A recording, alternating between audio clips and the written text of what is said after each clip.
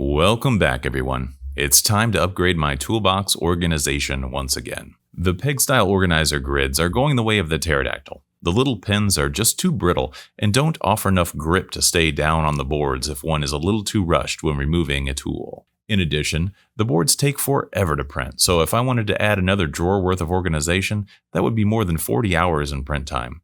I don't want to offer my 3D printer benefits, so I decided to look elsewhere. Enter Gridfinity. It's open source, and there are a lot of sites and custom add-ons which make designing parts relatively easy. It's certainly less work than the PEG system, which is a bonus.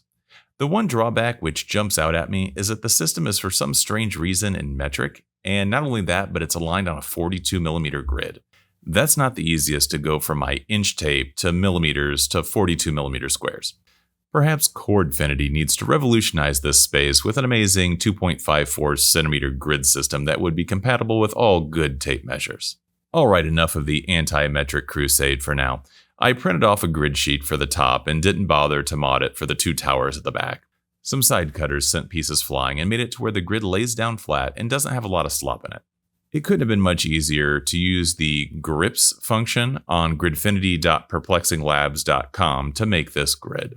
Link in the description. Up next came the task of generating the bins. I did this in Onshape with the aid of a bin generator made by the user Syshen. It is quick and easy to sketch and remove parts of the bins to make custom cutouts. What's more, the bins are very rugged and durable. If one were to add some handles on them, they would be an excellent tray to take off the cart and move around.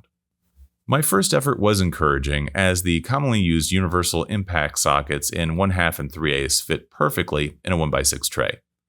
After completing that, I set about making spots for more sockets, and I used the dead space to both save filament and have spaces for some of my most used extensions.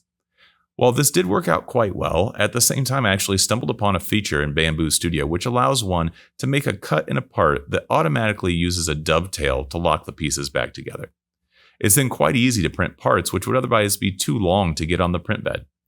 Since the socket holders I've printed so far represent only a couple bucks in filament, I very well may redo this into long strips. I think it'd be easier in the long run to have 1/2, 3/8, and 1/4 inch sockets and strips going across, or up and down. I tested the dovetail feature with the extension tray to the left, and that was a complete success. I love the idea of making a larger piece for organizing my ratchets, torque wrenches, and other specialty tools. Post up if you have any Gridfinity ideas to share, or if you have any questions about how to design things. I'll have links to all my resources in the description, and I would love to help you get started on your own toolbox organizing adventure.